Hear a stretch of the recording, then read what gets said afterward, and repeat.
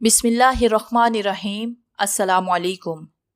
हमारे चैनल कहानी hub official में खुशामदीद। नाजरीन, मैं आज आपके लिए इंतहाई खौफनाक और दिलचस्प कहानी लेकर आई हूँ। लेकिन कहानी शुरू करने से पहले आपसे गुजारिश है कि अगर आपने हमारा चैनल सब्सक्राइब नहीं किया तो आप हमारे इस चैनल को सब्सक्राइब कर लीजिए और बेल आइकन को भी प्रेस कर लें ताकि हर नई आने वाली वीडियो बआसानी आप तक पहुँच सके। पेशे खिदमत है काला जादू नावल एपिसोड नंबर 4। ठीक है खातून, बिल्कुल ठीक है। आप मेरी बात नहीं मान रही, लेकिन मैं आपसे सिर्फ चंद अल्फाज कहना चाहता हूँ कि बाद में आपको अगर हकीकतों पर यकीन आ जाए तो मुझे मुजरिम ना समझिएगा। इस तमाम कहानी में मेरा कोई कसूर नहीं है। खातून के चेहरे पर नागवारी के आसार उभरे। उन्होंने गर्दन हिलाई और आयशा से बोली, तुम्हारी इंतहा पसंदी के बारे में सभी जानते हैं सरफराज। क्या तुम इतना ताउन कर सकते हो हमसे कि सिर्फ चंद दिन यहाँ गुजार लो, फरीहा से मुलाकात कर लो? अगर तुम ऐसा कर लोगे तो ये हम सब पर एहसान ही होगा। इसे समझा दो, उसके बाद जो तुम्हारा दिल चाहे वो करो। वो उठी, उन्होंने दरवाजा खोला। बाहर सारा गोल बयाबानी जमा था। एक लड़की ने कहा, जी अम्मी जान, क्या हुआ? ये शराफत से मान गए या फिर हमारी बारी आ गई? तुम लोग कोई भी बदतमीजी ना करो, समझे? चलो अपने अपने कमरे में जाओ। ऐसे नहीं जाएंगे। अगर ये शराफत से मान गए तो ठीक है, वरना हम इन्हें उठाकर ले जा रहे हैं, एक लड़की ने कहा और वो सब मुझ पर झिपट पड़ी। नहीं नहीं सुनिए, मैं चल रहा हूँ, मैंने बुकलाकर कहा और हंसते कहे लगाते हुए ये लोग मुझे एक तरफ ले चले। दिल के दिल में दुख भी हो रहा था। काश मैं इस घराने का एक फर्द होता, क्या खूबसूरत जिंदगी होती। लेकिन मेरी नहूसत बिलाहिर इन लोगों को भी अपनी लपेट में ले लेगी। लड़कियां मुझे लिए हुए एक दरवाजे पर पहुंची। उन्हें दरवाजा खोलकर मुझे अंदर धक्का दिया और उसके फौरन बाद दरवाजा बाहर से बंद कर दिया गया। अजीब सी सूरत हाल थी। दिल में एक मीठा मीठा सा एहसास भी जाग रहा था, लेकिन उसका एहतमाम खौफ के दबाव पर होता था। घबराई हुई निगाहों से मैंने उस कमरे का जायजा लिया। आला दर्जे के कालीन बिछे हुए, दरवाजे खिड़कियों और दीवारों की मुनासबत से पर्दे पड़े हुए थे। कमरे के एक जानब एक मसहरी थी जिस पर 2 तकिए रखे हुए थे। मसहरी के बाएं जानिब फूलों का एक बहुत बड़ा खूबसूरत गुलदस्ता नजर आ रहा था जिसमें ताज़ा फूल लगे हुए थे और उसके इतराफ में भीनी भीनी खुशबू फैली हुई थी। कमरे के इंतहाई सिरे पर बनी हुई खिड़की के सामने एक निस्वानी पेकर मौजूद था जिसकी पुश्त दरवाजे की जानिब थी। गहरे नीले लिबास में मलबूस स्याह चोटी कमर से नीचे लटक रही थी।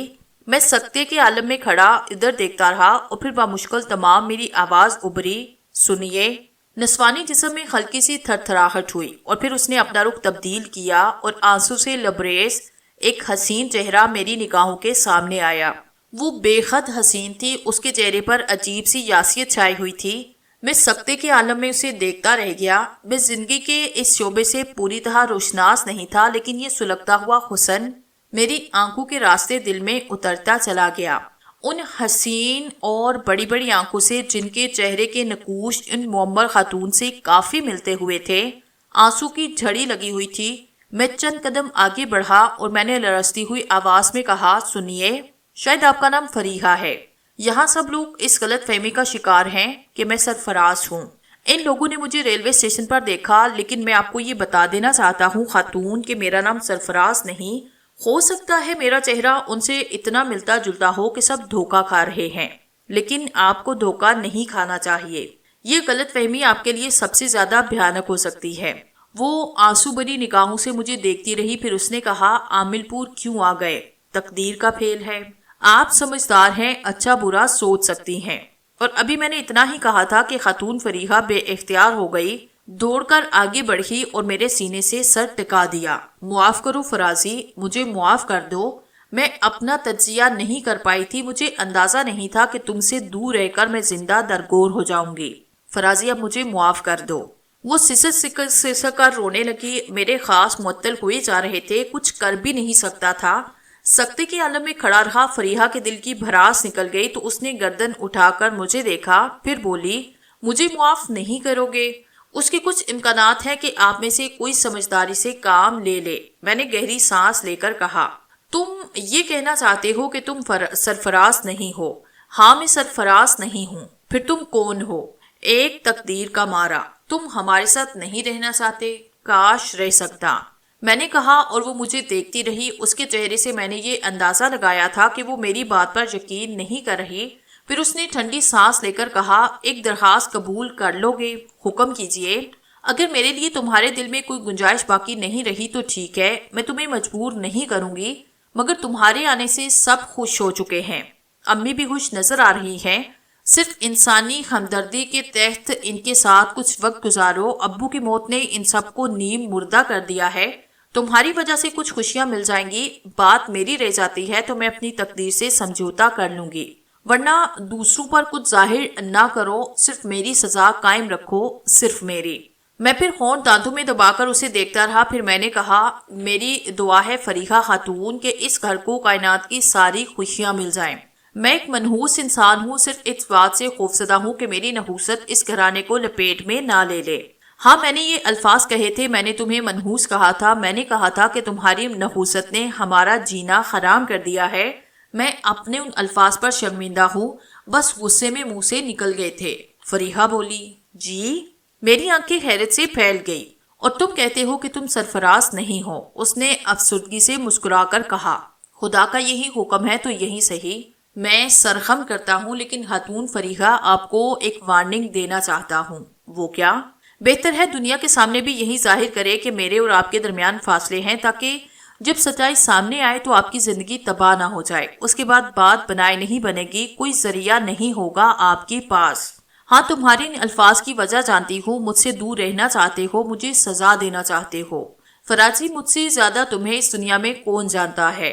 خیر، اپنے لیے مجھے ہر سزا قبول ہے، شاید وقت میری مشکل حل کر دے، مجھے منظور ہے۔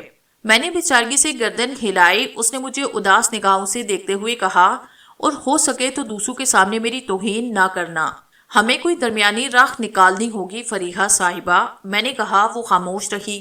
بحالت مجبوری اس انوکھے ڈرامے کے لیے تیار ہو گیا تھا، موت کے جبروں سے نکلا تھا اور کوئی اور گناہ نہیں کرنا چاہتا تھا، ورنہ اس موقع سے پورا فائدہ اٹھاتا۔ اب اسی روشنی میں عمل کرنا تھا۔ میں نے کہا، آئیے فریحہ، باہر چلیں، آپ دوسرے لوگوں کو جو کچھ بتانا چاہیں بتائیں۔ جی؟ اس نے گردن ہلائی۔ ہم باہر آ گئے۔ شریر لڑکے اور لڑکی کا گول جیسے منتظر ہی تھا، انہوں نے اس مختص وقت میں انتظام بھی کر لیا تھا، چنانچہ ہم دونوں کو پھولوں سے لا دیا گیا۔ سب میری آمد کی خوشیاں منا رہے تھے، مگر میرا دل رو رہا تھا۔ وہ میں نہیں تھا جس کے لیے خوشیاں منائی جا رہی تھی۔ فریحہ بھی بجھی بجھی تھی، خوب ہنگامہ رہا تھا۔ البتہ ریحانہ بیگم ہم دونوں کا جائزہ لے رہی تھی۔ رات کے کھانے کے بعد انہوں نے مجھ سے تنہائی میں کہا، لگتا ہے سرفراز میاں تمہارے درمیان اختلاف دور نہیں ہوا، مجھے موقع مل گیا۔ میں نے کہا، یہ بات نہیں چچی جان، ہم دونوں کے درمیان ایک سمجھوتا ہوا ہے۔ وہ کیا؟ ہم 1 ماہ تک اپنا تجزیہ کریں گے، الگ الگ رہ کر یہ فیصلہ کریں گے کہ مستقبل میں ہمیں ایک دوسرے کے جذبات کا کس طرح خیال رکھنا ہوگا۔ بات کچھ سمجھ میں نہ آئی۔ ریحانہ بیگم بولی، اگر آپ اسے ہم دونوں کے درمیان رہنے دیں تو زیادہ اچھا نہیں ہوگا چچی جان۔ میں نے عاجزی سے کہا، الگ الگ رہنے سے تمہاری کیا مراد ہے؟ میرا مطلب ہے ہمارے درمیان تعاون اور مفاہمت رہے گی، بس قربت نہیں ہوگی۔ تم دونوں ہی سر پھرے ہو، مگر اب تم یہاں سے جاؤ گے نہیں۔ جی چچی جان، میں نے ٹھنڈی سانس لے کر کہا، ذاتی طور پر مجھے تم سے بے حد شکایت ہے۔ کیوں چچی جان؟ یہ معلوم ہونے کے باوجود کہ رحمان صاحب اس طرح ہمارے درمیان سے چلے گئے، تمہارا دل ناپسیجا اور تم نے عادت کے مطابق ڈرامہ رچایا کہ تم سرفراز نہیں ہو، حالانکہ اس وقت تمہیں ساری رنجشیں بھول کر ہم سے افسوس کرنا چاہیے تھا، ہمارا سہارا بننا چاہیے تھا۔ تمہیں اندازہ نہیں کہ ہم کیسی زندگی گزار رہے ہیں، بچے مرجھا کر رہ گئے ہیں۔ اگر تمہیں اب بھی ضد تھی تو عامر پور کیوں اترے تھے؟ کاش میں آپ کو ساری حقیقت بتا سکتا چچی جان۔ میں نے بڑی دعائیں کی ہیں تمہاری واپسی کے لیے۔ فریحہ اپنے رویے پر کتنا افسوس کرتی رہی ہے، تمہیں اس کا اندازہ نہیں ہو سکتا۔ بہرحال کوئی کسی کے دل میں نہیں داخل ہو سکتا۔ سونے کا انتظام میں نے دوسرے کمرے میں کیا تھا، فریحہ کو بھی بتانا ضروری سمجھا تھا۔ محسوس نہ کرنا فریحہ، یہ ضروری ہے۔ تم نے وعدہ کیا تھا کہ مجھے دوسروں کے سامنے رسوا نہیں کرو گے۔ ہاں فریحہ، میں نے آپ کو رسوا نہیں کیا، میں نے آہستہ سے کہا، جیسے تمہاری مرضی۔ اس نے اداس آواز میں کہا۔ دوسرا اور پھر تیسرا دن گزر گیا، حالات کسی قدر قابو میں آ گئے۔ بڑی کوشش سے مجھے یہاں کے حالات معلوم ہوئے تھے۔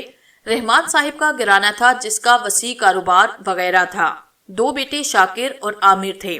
4 بیٹیاں تھیں جن میں فریحہ سب سے بڑی تھی۔ اس کی شادی سرفراز سے ہوئی تھی جو دنیا میں تنہا تھا، چنانچہ اسے گھر داماد بنا لیا گیا۔ خودسر اور سرکش مزاج نوجوان تھا، کسی کو خاطر میں نہیں لاتا تھا، فطرتاً انتہا پسند تھا۔ فریحہ بھی خود پسندی کا شکار تھی، چنانچہ دونوں میں اختلاف تھا۔ پھر ایک دن رحمان صاحب نے اسے طلب کر کے فریحہ کی شکایت پر برا بھلا کہا۔ فریحہ بھی باپ کے ساتھ ہی سرفراز خاموشی سے گھر چھوڑ کر چلا گیا اور پھر واپس نہ آیا۔ بعد میں فریحہ کو اپنی زیادتی کا احساس ہوا۔ رحمان صاحب بھی پشیمان تھے کہ بیٹی کا گھر بگڑ گیا۔ پھر اچانک رحمان صاحب پر دل کا دورہ پڑا اور وہ جانبر نہ ہو سکے۔ یہ کہانی تھی سرفراز کی۔ میں نے اس کی تصویریں دیکھی اور ششدر رہ گیا۔ ایسا انوکھا خم شکل شاید ہی کبھی دیکھا گیا ہو۔ وہ لوگ کافی حد تک اس سلسلے میں بے قصور تھے۔ اصولی طور پر مجھے یہاں سے خاموشی سے نکل جانا چاہیے تھا، مگر یہاں میری بزدلی مجھے روک رہی تھی۔ اول تو میرے پاس ایک پیسہ بھی نہیں تھا، لباس بھی ان لوگوں کا دیا ہوا تھا، لباس تک سلامت نہیں تھا۔ اس عالم میں کیا فیصلہ کرتا؟ پھر باہر کا ہولناک ماحول، جس دن سے اس گھر میں داخل ہوا تھا باہر قدم نہیں رکھا تھا۔ میری سمجھ میں نہیں آ رہا تھا کہ کیا کروں۔ کئی بات نیت میں خرابی بھی آئی تھی، مگر ضمیر زندہ تھا۔ میں اپنے لیے اس خاندان کو فنا نہیں کرنا چاہتا تھا۔ البتہ اس سلجھن میں تھا کہ اس ڈرامے کو کتنا طویل کیا جا سکتا ہے۔ فریحہ نے مجھے طرح طرح سے رجانے کی کوشش کی تھی، مگر میں نے خود کو سنبھالے رکھا تھا۔ پھر ایک دن ڈراپ سین ہوا۔ شام کے 5 بجے تھے، باہر لان پر چائے کا بندوبست ہو رہا تھا کہ ایک کار اور اس کے پیچھے ایک پولیس جیپ اندر آئی۔ سب چونک کر ادھر دیکھنے لگے۔ اس وقت سبھی باہر موجود تھے۔ جیپ سے جس شخص کو ہتھکڑیوں سمیت اتارا گیا اسے دیکھ کر میرا دل اچھل پڑا۔ نہایت خراب خلیے میں وہ سرفراز تھا۔ سب دم بخود رہ گئے۔ میں بھی اپنی جگہ ساکت تھا۔ کار سے ایک عمر رسیدہ صاحب نیچے اترے اور نانا جان کے قریب پہنچ گئے۔ حامد حسین صاحب، آپ بھی یہاں موجود ہیں؟ ہاں، بچی کا اصرار تھا، کچھ دن کے لیے آیا ہوں۔ یہ سب کیا ہے؟ نانا جان بولے۔ بڑا پریشان کن مرحلہ ہے، ذرا انہیں دیکھیے، یہ کون ہے؟ اتنی دیر میں تمام لوگ اس سرفراز کے گرد جمع ہو گئے۔ میرے قدم اپنی جگہ جمے ہوئے تھے۔ دل اندر سے چیخ رہا تھا، بھاگ جا، قیامت آ گئی، بھاگ، فوراً بھاگ، مگر میں بھاگ نہ سکا۔ چچی جان، میں سرفراز ہوں۔ سرفراز مظلوم لہجے میں بولا۔ ساتھ کھڑے پولیس افسر نے اس کے منہ پر الٹا ہاتھ رسید کیا۔ تم سے بولنے کے لیے منع کیا گیا تھا۔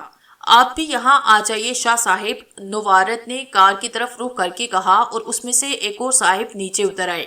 سادہ لباس میں تھے، مگر حلیے سے پولیس افسر معلوم ہو رہے تھے۔ نوارت نے کہا، یہ محکمہ پولیس کے بہت بڑے افسر ہیں، میرے پرانے ساتھی ہیں۔ محکمہ پولیس نے اس شخص کو گرفتار کیا اور پولیس کا خیال ہے کہ یہ ایک خطرناک قاتل ہے جسے سزائے موت ہو گئی تھی، لیکن یہ تحتہ دار سے فرار ہو گیا۔ پولیس کے پاس اس کا مکمل ریکارڈ موجود ہے، جبکہ اس شخص نے یہ بات تسلیم نہیں کی اور اعلیٰ پولیس افسران سے کہا کہ انہیں غلط فہمی ہوئی ہے، وہ رحمان عظیم کا داماد ہے جو عامل پور کے رئیس ہیں۔ یہ بات شاہ صاحب کے علم میں آئی، اور چونکہ شاہ صاحب یہ بات جانتے ہیں کہ میں عامل پور کا رہنے والا ہوں اور مرحوم رحمان میرے دوست تھے، چنانچہ انہوں نے مجھ سے رابطہ کیا۔ میں بچیا کی شادی کے وقت ملک میں موجود نہیں تھا، اس لیے اسے پہچانتا بھی نہیں تھا۔ مرحوم رحمان کا حوالہ ایسے نہ تھا کہ میں اس بات کو نظر انداز کر دیتا۔ چنانچہ میں نے شاہ صاحب سے درخواست کی کہ وہ میری مدد کریں، اور وہ اپنے رزق پر صرف میری وجہ سے اس خطرناک مجرم کو لے کر یہاں آئے ہیں۔ اب آپ فیصلہ کریں۔ سب پر سکتہ طاری تھا اور میں خود بھی بت بنا کھڑا تھا۔ میرے اندر شدید کشمکش جاری تھی۔ چچی جان، اس وقت پرانے رنجشوں کو ذہن میں نہ لائیں، میں موت کے دہانے پر ہوں، میری زندگی بچا لیں۔ فریحہ مجھے معاف کر دو، مجھے بچاؤ۔ اچانک ہی میرے ذہن میں شیشہ سا ٹوٹا، ایک عجیب سا جذبہ دل میں ابھرا اور اندر ہی اندر سارے فیصلے ہو گئے۔ میں ایک دم آگے بڑھ گیا، تب پہلی بار مجھے دیکھا گیا، اور اب ان لوگوں پر حیرت کے دورے پڑے۔ شاہ صاحب اور رحمان صاحب کے دوست بھی دنگ رہ گئے، اور اصل سرفراز بھی سب پھٹی پھٹی نگاہوں سے مجھے دیکھ رہے تھے۔ میں نے کہا، وہ سچ کہتا ہے شاہ صاحب، جس کے دھوکے میں اسے پکڑا گیا ہے وہ میں ہوں۔ قدرت نے نہ جانے کیوں ہم دونوں کو ایک ہی شکل دے دی۔ اسے چھوڑ دیں، تختہ دار سے مفرور قاتل میں ہوں۔ شدید سنسنی پھیل گئی تھی، سرفراز کا چہرہ کھل اٹھا تھا۔ شاہ صاحب بہرحال پولیس والے تھے، فوراً سنبھل گئے۔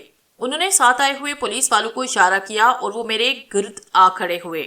شاہ صاحب نے کہا، تم پورے ہوش و حواس کے ساتھ یہ اعتراف کر رہے ہو؟ میں نے ہنستے ہوئے کہا، جی شاہ صاحب، بے ہوشی کے عالم میں تو اور ہی باتیں کی جاتی ہیں۔ اس بیچارے کو چھوڑ دیجئے، یہ خوش نصیب ہے، اپنے ساتھ بہت سے دکھ ہمدرد رکھتا ہے۔ میرا کیا ہے، مجھے تو موت نے گھیرا ہی ہوا ہے اور میں اس سے کہیں فرار حاصل نہیں کر سکتا۔ کیوں اس بیچارے کے ہاتھوں میں اپنے ہتھکڑیاں ڈال رکھی ہیں؟ یہ سرفراز ہے، جس مجرم کی آپ کو تلاش ہے وہ میں ہوں، اور میرا نام مسعود ہے۔ شاہ صاحب کے ساتھ جو صاحب آئے ہوئے تھے اور جن کے بارے میں مجھے معلوم ہوا کہ وہ سول جج ہے، حیرت سے مجھے دیکھ رہے تھے۔ انہوں نے بڑبڑاتے ہوئے چچی جان سے کہا، یہ کیا قصہ ہے بھابھی صاحبہ؟ لیکن چچی جان کے منہ سے کوئی آواز نہ نکل سکی۔ فریحہ دم بہت تھی۔ تمام لوگ ابھی تک برے احوال میں تھے۔ شاہ صاحب نے کہا، عجیب بات ہے، عجیب ہی بات ہے، دونوں ایک ہی شکل کے مالک ہیں اور یہ کہتا ہے کہ اصل مجرم یہی ہے، اور در حقیقت ہمیں مسعود کی ہی تلاش تھی۔ اگر آپ لوگ مناسب سمجھے تو تھوڑی دیر کے لیے اندر چلے، ذرا تفصیلی گفتگو ہو جائے۔ آئیے مسعود صاحب، شاہ صاحب نے خاصے مہذب لہجے میں کہا، اور میں نے شانے ہلا دیے۔ پولیس والے مجھے گھیرے میں لیے ہوئے تھے، لیکن میں تو خود ہی گھیرے میں آ گیا تھا۔ انہیں خود بھی اس کا احساس تھا۔ اگر میں چاہتا تو اس وقت بآسانی اپنے ہم شکل کو پھنسا سکتا تھا، کیونکہ اس وقت میں ایک مہذب گھرانے کی پناہ میں تھا۔ لیکن بس ضمیر کے کھیل ایسے ہی ہوتے ہیں۔ میری کچلی ہوئی شخصیت کسی اور گھرانے کو برباد نہیں کرنا چاہتی تھی۔ میری آرزو یہ تھی کہ سب آباد رہیں۔ میں برباد ہو گیا ہوں تو اپنی بربادی کے اثرات دوسروں پر نہ پڑنے دوں۔ ہم سب اندر آ گئے۔ شاہ صاحب نے ایک جگہ بیٹھنے کے بعد مجھ سے پوچھا، مگر مسعود صاحب، اگر در حقیقت وہی ہے، میرا مطلب ہے تحتہ دار سے فرار ہونے والے قاتل، تو آپ نے اس گھر میں پناہ کیسے لی؟ آپ کو سرفراز کے بارے میں علم کیسے ہو گیا؟ میں نے بیگم صاحب اور فریحہ کی طرف دیکھا۔ عامر و شاکر بھی تھے اور نانا جان بھی۔ پھر میں نے آہستہ سے کہا، بس اسے لالچ سمجھ لیجئے۔ میں اس گھر میں پناہ لینے اور گھر کی دولت بٹورنے آیا تھا، لیکن حق حق ہی ہوتا ہے۔ سرفراز یہ ہیں اور میرا نام مسعود ہی ہے۔ شاہ صاحب نے کچھ پوائنٹ نوٹ کیے۔ سرفراز کے ہاتھوں کی ہتھکڑیاں کھول دی گئی اور یہ ہتھکڑیاں میرے ہاتھوں میں منتقل کر دی گئی۔ سبھی میرے سلسلے میں متاثر نظر آ رہے تھے۔ شاہ صاحب نے فوراً پوچھا، مگر مسعود صاحب، آپ کو تو ایک بہترین پناہگاہ حاصل ہوئی تھی۔ اگر آپ یہ تسلیم کر لیتے کہ یہ مسعود نہیں اور یہ شخص بے روپیہ، تو میرا خیال ہے فیصلہ کرنے میں بڑی مشکلات کا سامنا کرنا پڑتا۔ آپ نے رضاکارانہ طور پر اپنے آپ کو کیوں گرفتاری کے لیے پیش کر دیا؟ چھوڑیے شاہ صاحب، یہ کہانیاں مختلف ہیں۔ اب آپ صرف وہ قانونی فرائض سر انجام دیجئے جو آپ کو انجام دینے ہیں۔ جی ہاں، بے شک۔ بہرحال آپ نے کچا تاثر چھوڑا ہم پر، اس لیے بدترین مجرم ہونے کے باوجود ہم آپ کے ساتھ اچھا سلوک کرنے پر مجبور ہیں۔ براہ کرم کوئی ایسی کوشش نہ کیجیے گا جس سے ہمارے ہاتھ آپ کو نقصان پہنچے۔ ٹھیک ہے، اب ہمیں اجازت دیں، اگر آپ چلنا پسند فرمائیں، ورنہ آپ یہاں رکیے، ہم انہیں لے کر چلتے ہیں۔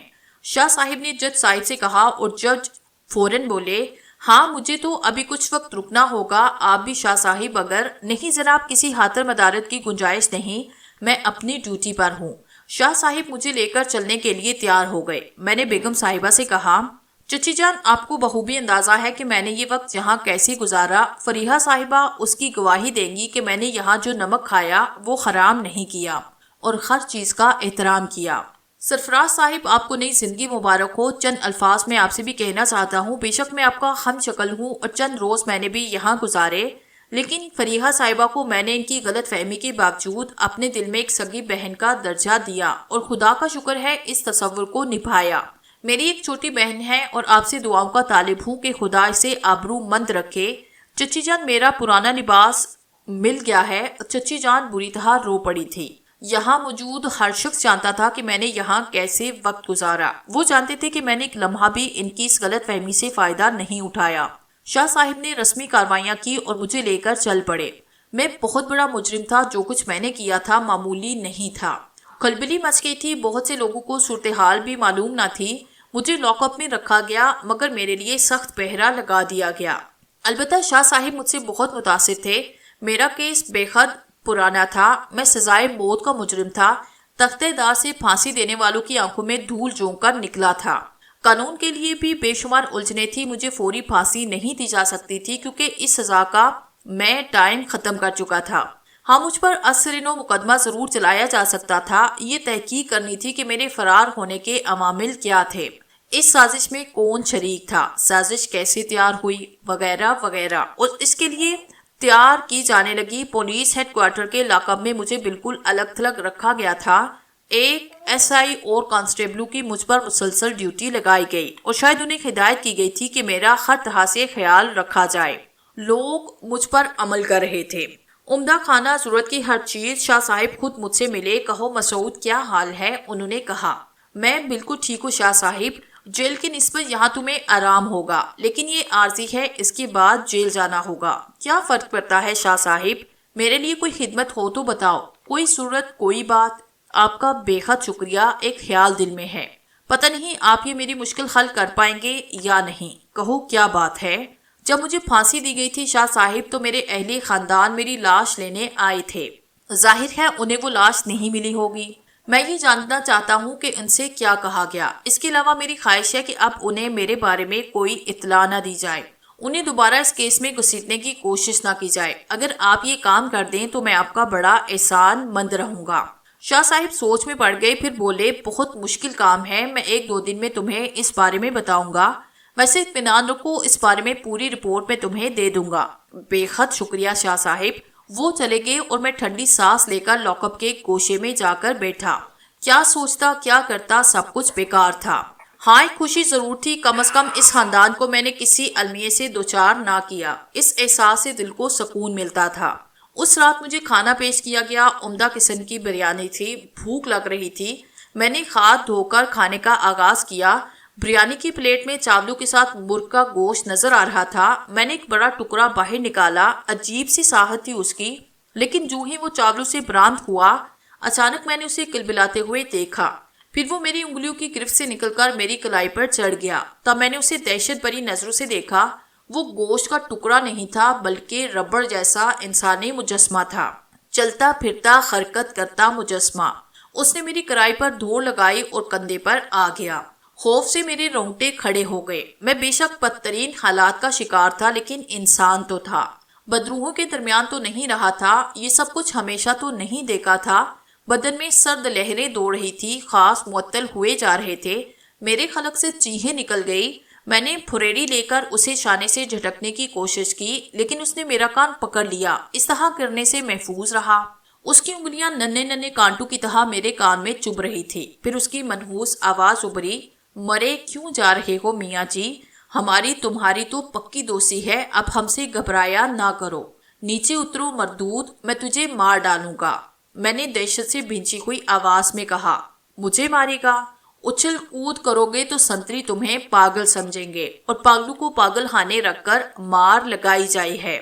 بات کرنے آئے ہیں تم سے، آرام سے بیٹھو، بات کرو۔ سمجھ میں آیا یا نہیں؟ اس نے کہا۔ اس کا کہنا درست تھا۔ میری چیخوں کی آواز سن کر باہر پہرا دینے والا سنتا رہا اور آ کھڑا ہوا اور مجھے گھورنے لگا۔ پھر بولتا، کیا بات ہے؟ کیا بتاتا میں اسے، اور بتاتا بھی تو وہ کیا کر پاتا؟ میں خاموش رہا۔ کھانا کھا لو، کچھ اور نہیں چاہیے۔ نہیں، میں نے آہستہ سے کہا، اور وہ آگے بڑھ گیا۔ میرے کان میں کہا ابھرا تھا، پھر اس نے میرا کان چھوڑا اور اچھل کر میرے سر پر چڑھ گیا۔ وہاں سے زمین پر کودا اور آہستہ آہستہ چلتا ہوا میرے سامنے آیا۔ آپ تصور کریں، ایک مختصر ترین انسان میرے سامنے تھا، مجھ سے باتیں کر رہا تھا اور میں اس کی حقیقت جانتا تھا۔ ہاں میاں جی، عقل ٹھکانے آئی یا نہیں؟ کیوں میرے پیچھے پڑ گیا ہے شیطان؟ میں نے تیرا کیا بگاڑا ہے؟ میں نے اداس لہجے میں کہا۔ ارے سب کچھ تو تلپٹ کر کے رکھ دیا، سارے کام ادھورے رہ گئے ہمارے۔ تو اگر ہمارا کام کر دے تو ہمیں بہت بڑی شکتی حاصل ہو جائے، سنسار میں سب کچھ کرنے کے قابل ہو جائیں۔ ہمارے سارے دشمن پانی بھریں گے ہمارے سامنے۔ تو نے ہمیں باندھ کر رکھ دیا، تم کسی اور سے بھی تو یہ کام لے سکتے ہو۔ یہ بات تیری سمجھ میں نہیں آئے گی، ہمارے لیے بھی تو ایک ہی ہے، دوسرا کوئی ہوتا تو کچھ سوچتے، مگر کیوں؟ کہا نا، تجھ سے بات تیری سمجھ میں نہیں آئے گی۔ تو خود ہمارے پاس آیا تھا، ہم تو تیرے پاس نہیں آئے تھے۔ جاب کیا تھا ہم نے 100 دن کا، اور 100ویں دن جسے ہمارے پاس آنا تھا وہی ہمارے کام کا تھا۔ جیون میں ایک ہی جاب کیا جاوے ہے، دوسرا نہیں۔ ہم بھی تجھ سے بندھے ہوئے ہیں پاپی، مگر میں تمہارا یہ کام نہیں کر سکتا۔ کرنا تو تجھے ہے للو، کام ہی تیرا ہے۔ آج نہیں تو کل کرے گا، کل نہیں تو پرسوں، اور ہم تجھے سمجھائے دیتے ہیں بیکار ضد کر رہا ہے۔ ہماری تیری دوستی پکی ہو جائے گی، ہمیں مہان شکتیاں حاصل ہو جائیں گی، اور وہ تیرے کام بھی آئیں گی۔ سنسار میں جو تو چاہے گا ہم کریں گے تیرے لیے۔ یہی چاہتا تھا نا کہ دولت تیرے قدموں میں ڈھیر ہو جائے، تو جو چاہے سو کر سکے، ریس کورس میں ڈورے تیرے اشارے پر دھوڑیں، تو جیسے دیکھی وہ تیرا ہو جائے۔ ایسا ہی ہوگا للو، بالکل ایسا ہوگا، سوچ لے، محل بنا دیں گے تیرے لیے، سونے چاندی کے ڈھیر لگا دیں گے تیرے سامنے۔ بیکار کی ضد کر رہا ہے، پورے سنسار میں تو ادھر ادھر مانگتا ہے۔ لوگوں کو دیکھ، 4 پیسے کے لیے دوسرے کا گلا آسانی سے کاٹ دیتے ہیں۔ وہ گناہ نہیں کرتے کیا؟ تو ہمارا کام نہیں کرتا، نہ کر، سڑ سڑ کر مر جائے گا، کچھ دن کے بعد تیرے اپنے بھی تجھے بھوکے رکھیں گے، کوئی نام لینے والا تیرا نہ ہوگا۔ کیا ملے گا تجھے؟ بول، کیا ملے گا؟ تیرا کوئی نام ہے؟ میں نے اس سے پوچھا۔ بھوریا چرن ہے ہمارا نام۔ پر تجھے نام سے کیا؟ ٹھیک ہے، وقت لے لے، سوچیو اور ہمیں آواز دے لیجیو، جب بھی آواز دے گا ہم آ جائیں گے۔ ٹھیک ہے بوریا چرن، مجھے موقع دے، میں سوچنا چاہتا ہوں، میں نے کہا، اور اس نے گردن ہلا دی۔ دنیا کا عجیب ترین انسان میرے سامنے تھا۔ کچھ دیر وہ وہاں رکا اور پھر اس نے میری طرف ہاتھ ہلایا اور صلاحوں کے دروازے کی جانب بڑھ گیا۔ یہ صلاحیں کسی عام انسان کا راستہ روک سکتی تھی، شیطان کا نہیں۔ وہ ان کے درمیان سے آرام سے نکلتا ہوا آگے بڑھا اور پھر میری نگاہوں سے اوجھل ہو گیا۔ میرا دل چاہا کہ بھاگ کر اسے دیکھوں، کاش وہ کسی کی نگاہوں میں آئے اور اسے پکڑ لیا جائے، کچھ ہو جائے اس کے ساتھ، لیکن خود ہی اپنے خیال پر ہنسی آئی۔ اگر کسی نے دیکھ ہی لیا تو دہشت سے چیخیں مارتا ہوا بھاگ جائے گا، اس کا کوئی بگاڑ کیا سکتا ہے؟ وہ جب بالکل دور چلا گیا تو میں نے ایک ٹھنڈی سانس لی، بدن بری طرح نڈال ہو گیا تھا۔ میں زمین پر لیٹ گیا، سامنے ہی بریانی کی پلیٹ رکھی تھی، لیکن اب وہ میرے لیے ناپاک ترین تھی۔ وہ کم وقت پلیٹ میں گوشت کی جگہ چھپا ہوا تھا، سارے چاول غلیظ کر دیے تھے۔ بھلا ان چاولوں کا ایک دانہ بھی کھایا جا سکتا تھا؟ کراہیت آ رہی تھی مجھے اس پلیٹ سے۔ سنتری تھوڑی دیر کے بعد پھر میرے سامنے آ کر رکا اور کہنے لگا، کیا بات ہے، کھانا نہیں کھایا تم نے؟ کچھ طبیعت خراب ہے بھائی، کسی سے کہہ کر یہ چاول یہاں سے اٹھوا لو، میں نے آجزی سے کہا، اور یہ میری آجزی سنتری کو نرم کرنے کا باعث بنی۔ وہ میرے قریب رکا اور بولا، کیا بات ہے، کیسی طبیعت ہے؟ بدن ٹوٹ رہا ہے۔ سنتری چند لمحات کے بعد واپس چلا گیا، پھر 2 آدمی آئے اور چاول اٹھا کر لے گئے۔ اس سے زیادہ میرے جیسے کسی انسان کے ساتھ کوئی ہمدردی نہیں کی جا سکتی تھی۔ در حقیقت بوریا چرن کے جانے کے بعد میں اپنا تجزیہ کرنے لگا، خود مجھے کیا ہو گیا ہے۔ میرے عقیدے میں کبھی بھی ایسی پختگی نہیں تھی۔ میں تو ایک بدکار انسان تھا، اس میں کوئی شک نہیں کہ خاندان اچھا تھا، ماں باپ، بہن بھائی نیک فطرت تسلیم کیے جاتے تھے۔ ایک صرف میں ہی تھا جس نے اپنے خاندان کو بدنما بنا دیا تھا، لیکن میری یہ بدنمائی کہاں گم ہو گئی؟ میرے ذہن میں یہ عقیدہ کیوں جاگا؟ پیر بھاگن کا مزار بے شک میرے لیے بھی قابل احترام تھا، بہت ہار گیا تھا ان کے مزار پر حاضری دینے، فاتحہ پڑھنے، لیکن صرف یہ روایت کے طور پر کیا تھا میں نے۔ عقیدت اور احترام کا کوئی ایسا جذبہ نہیں پڑ رہا تھا جس کی بنا پر میں اپنا مستقبل یا زندگی داؤ پر لگا دیتا۔ یہ جذبہ میرے سینے میں پہلے سے نہیں تھا، بلکہ اب پیدا ہو گیا تھا۔ نہ جانے کیوں میں اس سے اتنی ضد کر رہا تھا۔ اگر اسے تعاون کر کے اس کے کہنے کے مطابق پیر بھاگن کے مزار پر حاضری کی کوشش جاری رکھی جاتی تو ہو سکتا ہے کامیابی بھی حاصل ہو جاتی۔ میں اس سے یہ کہہ سکتا تھا کہ اس کی شکتی پیر بھاگن کے مقابلے میں ناکام رہی ہے، بھلا میں کیا کر سکتا ہوں؟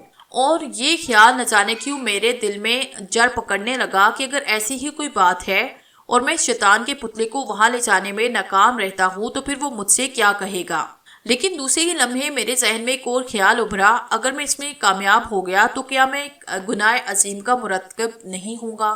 ایک ناپاک روح ایک مقدس جگہ پہنچانے کا باعث نہیں بن جاؤں گا؟ ٹھیک ہے، مجھے گندی قوتیں حاصل بھی ہو جائیں گی تو کیا میرے لیے کرامت ہو سکیں گی؟ کیا مجھ سے میرا دین، میرا ایمان نہیں چھن جائے گا؟ نہ جانے کیوں میرا دل دماغ میں شدید کشمکش ہونے لگی اور مجھے خوشگوار سا احساس ہوا، گویا مجھ سے بدنیت انسان کے سینے میں ایمان کا جذبہ موجود ہے، اور یہ خوشی بڑھتی چلی گئی۔ مجھے اپنا وجود ہلکا محسوس ہونے لگا، یوں لگا جیسے اس تصور نے میرے اندر ایک نئی روح پھینک دی ہو۔ اس سے پہلے تو کبھی ایسی نیک باتوں پر غور نہیں کیا تھا، لیکن آج نہ جانے کہاں سے بہت سے اقوال یاد آ رہے تھے۔ نیکیوں کے راستے مصیبتوں اور پریشانیوں سے گزرتے ہیں، لیکن ان کا اختتام خوشگوار ہوتا ہے، جبکہ بدی کے راستے بہت خوبصورت ہوتے ہیں اور تباہی کے گاروں پر جا کر ختم ہوتے ہیں۔ اگر مجھے اپنی بدنما زندگی میں کوئی نیک کام کرنے کا موقع ملا ہے تو میں اسے ہاتھ سے کیوں گنواؤں؟ اپنے آپ کو امتحان میں کیوں نہ ڈال لوں؟ شاید یہی میری برائیوں کا کفارہ ہو جائے۔ ہرگز نہیں، مردود شیطان، بوریا چرن، تیرا کام میں کبھی نہیں کروں گا۔ چاہے اس کے لیے مجھے کیسی ہی مشکلات سے کیوں نہ گزرنا پڑے۔ دوسرا دن حسب معمول تھا۔ صبح کا ناشتہ میں نے رغبت سے کر لیا تھا، کسی اور نے مجھ سے کوئی ملاقات نہیں کی تھی، لیکن دوپہر کو 12:30 بجے کے قریب میری ملاقات آئی اور مجھے کچھ لوگوں کے سامنے پہنچا دیا گیا۔ فریحہ، ریحانہ بیگم اور سرفراز تھے۔ ان سب کی آنکھوں میں میرے لیے رحم ہمدردی کے آثار تھے۔ ریحانہ بیگم کی آنکھیں تو آنسو سے بھیگ رہی تھی۔ فریحہ مجھے عجیب سی نگاہوں سے دیکھ رہی تھی۔ ریحانہ بیگم کہنے لگی، مسعود بیٹے، اپنے اہل خانہ کا پتہ بتاؤ، ہم ان سے مل کر ان کی مشکلات کا حل بھی تلاش کر لیں گے۔ میں نے ریحانہ بیگم سے کہا، نہیں آنٹی، آپ یہ سب نہ کریں، میرے بارے میں مناسب سمجھے تو آپ شاہ صاحب سے ساری تفصیلات معلوم کریں۔ آپ کو علم ہو جائے گا کہ میرے خاندان کا مجھ سے دور رہنا کس قدر ضروری ہے۔ وہ لوگ بہر طور مجھے صبر کر لیں گے، لیکن میری وجہ سے اگر وہ مشکلات کا شکار ہوئے تو میں خود کو کبھی بھی معاف نہیں کر سکوں گا۔ ہم جان کی بازی لگا دیں گے، تم فکر مت کرو، ٹھیک ہے، کوئی بات نہیں، شاہ صاحب سے ہم مل لیں گے۔ اور ہاں، یہ بتاؤ تمہارے لیے اور کیا کیا جا سکتا ہے؟ کسی چیز کی ضرورت ہو تو ہمیں بتاؤ۔ میری دعائیں ہیں کہ آپ سب لوگ خوش رہیں۔ میں جس عذاب کا شکار ہوا ہوں اس سے مجھے نکالنا آپ لوگوں کے بس کی بات نہیں، بس ہو سکے تو میرے حق میں دعا کر دیا کریں۔ خیر، یہ تمہارا اپنا خیال ہے، ہم کچھ کرنے کے بعد ہی تمہارے پاس واپس آئیں گے، آرام سے رہو۔ اگر ہو سکے تو اللہ کے بعد ہم پر اعتبار کرو، ہم تمہارے لیے یقینی طور پر وہ سب کچھ کریں گے جو ہمارے بس میں ہوگا۔ وہ لوگ چلے گئے اور میں ان اچھے لوگوں کے بارے میں سوچنے لگا، بھلا میں نے کیا کیا تھا؟ میں نے تو اپنے ہی عذاب میں گرفتار تھا، اور کیا ضروری تھا کہ وہاں اگر میں سرفراز کی حیثیت قبول بھی کر لیتا تو ان ساری مصیبتوں سے محفوظ رہ جاتا۔ ناممکن ہی تھا، ایک طرح سے ناممکن ہی تھا، کیونکہ بھوریا چرن مجھے ضرور تلاش کر لیتا۔ چند روز مزید مجھے یہاں رہنا پڑا، پھر ایک دن جیل کی گاڑی آئی اور مجھے اس میں بٹھا کر جیل پہنچا دیا گیا۔ گویا یہ جیل دوسرے شہر کی تھی، لیکن جیلوں سے مختلف نہ تھی۔ یہاں بھی غالباً میرے بارے میں رپورٹ دے دی گئی تھی کہ میں نے جیل میں بھی ایک قیدی کو قتل کر دیا تھا۔ چنانچہ جیلر صاحب نے، جو بہت سخت انسان معلوم ہوتے تھے، پہلے تو مجھے کچھ نصیحتیں کی اور کہا کہ وہ ذرا مختلف قسم کے آدمی ہیں، میرے ہاتھ پاؤں بآسانی توڑ ڈالیں گے اور مجھے اس قابل نہیں چھوڑیں گے کہ میں کسی کو نقصان پہنچا سکوں۔ بہتر طریقہ یہی ہے کہ میں انسانوں کی طرح یہاں رہ کر اپنی قسمت کے فیصلے کا انتظار کروں۔ میں نے گردن جھکا کر جیلر صاحب سے کہا کہ انہیں مجھ سے کوئی بھی شکایت نہیں ہوگی۔